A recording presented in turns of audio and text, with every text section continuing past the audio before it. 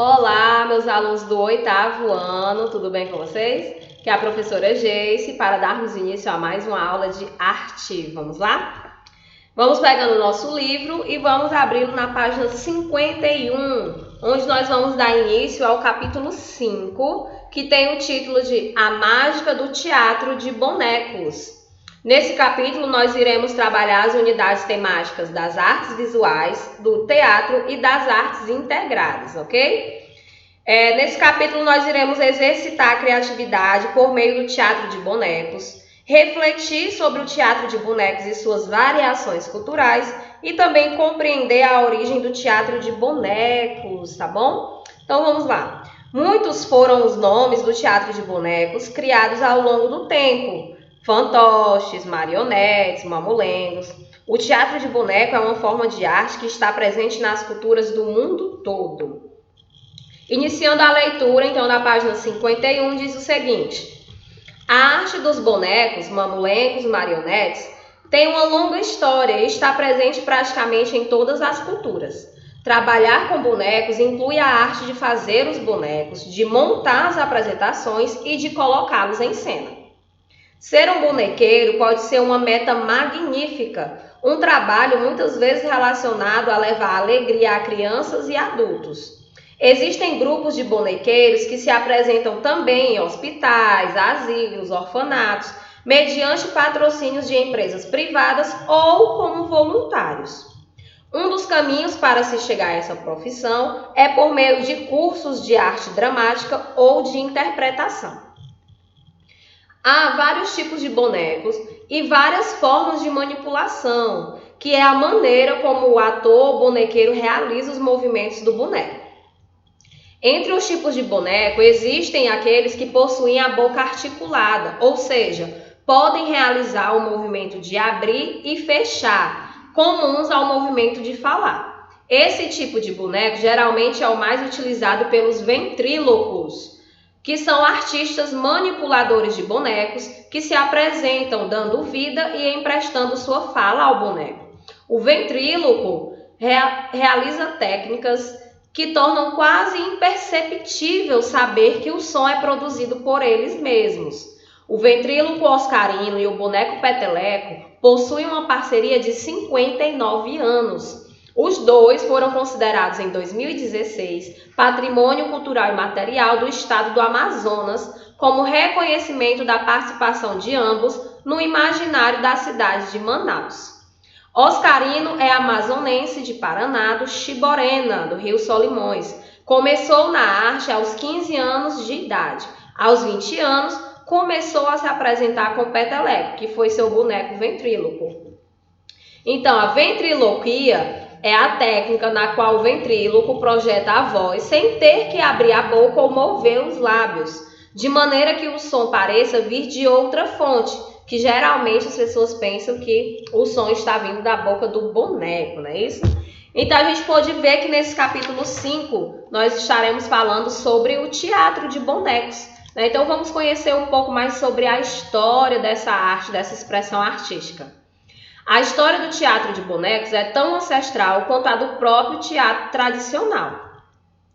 Essa arte já está presente entre os primitivos, que deslumbrados com a sua sombra nas cavernas, com as suas silhuetas, elaboraram um teatro de sombras, visando talvez entreter suas crianças.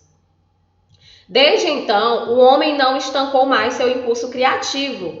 Surgem os bonecos moldados com barro, desprovidos de junções, para depois aparecerem os primeiros exemplares com a união de cabeça e membros.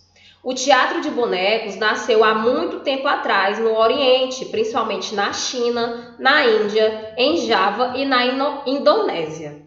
Lá ele conquistou um status espiritual e era tratado com muita reverência. Os orientais consideravam estes bonecos como verdadeiros deuses, dotados de recursos mediúnicos e fantásticos. Eles eram criados com tamanha perfeição que se tornavam idênticos aos seres vivos, muitas vezes inspirados realmente em personagens reais. Essa arte desembarcou na Europa através dos negociantes, logo se difundindo por todo o continente. Entre os gregos, eles eram portadores de tamanha ousadia, que muitas vezes eram usados como ferramentas para se ironizar o cristianismo. Os romanos herdaram este elemento cultural e muito contribuíram para o seu aprimoramento e para a sua consequente disseminação. No universo ocidental, ao contrário do que aconteceu no Oriente, vê-se a razão humana tentando dialogar com o sagrado de forma rudimentar. Na era medieval, essa arte foi alvo de intolerância religiosa, pois foi utilizado nesta época como um meio de evangelizar as pessoas. Ela era normalmente exibida durante as feiras livres nos burgos. Em terras americanas, o teatro de bonecos chegou pelas mãos dos colonizadores, em meados do século XVI, na era das grandes descobertas. Desta forma, este movimento cultural aportou no Brasil, mais uma vez como instrumento de doutrinação religiosa. Ele se consolidou no Nordeste, fixando-se especialmente em Pernambuco, sendo batizado na Paraíba como Babau.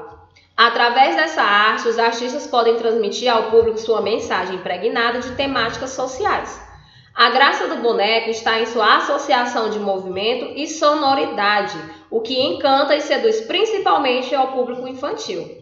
O teatro de bonecos está sempre intimamente ligado ao entorno histórico, cultural, social, político, econômico, religioso e educativo.